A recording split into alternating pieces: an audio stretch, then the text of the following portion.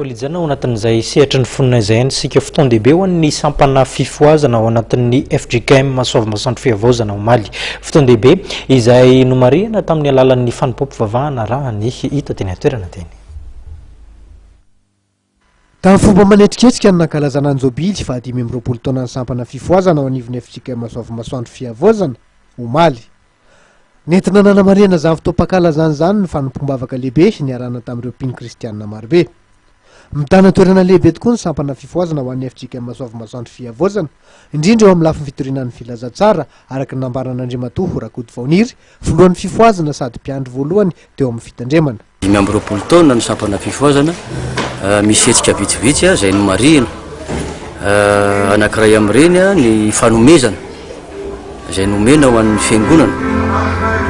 Manana akany anankiray moa zany atao ambadika itorinantsika eto dia misy fitaovana couvert complet izay nomeny ny sampana fifohazana. Mitotaly 507 isana, ireo lovia samihafa miaraka amin'ny sotro sy ny forsety.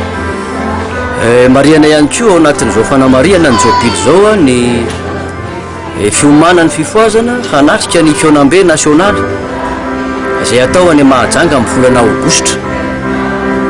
Dia ankoatran'ireo mbola misy ireo asa samihafa izay miandry ny fifohazana.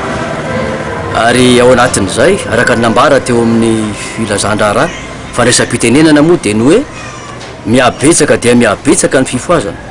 Reto Soavimasoandro mahatratratra eo amin'ny 20 ka hatramin'ny 30 fa ny tanjona zany ao anatin'ny 520 taona manaraka dia ny hoe ny fampitomboana nisan'ireo olona ireo mpanompon'Andriamanitra manolo tenin'ireo ary indrindra ny kalitaon'ilay mpanompon'Andriamanitra.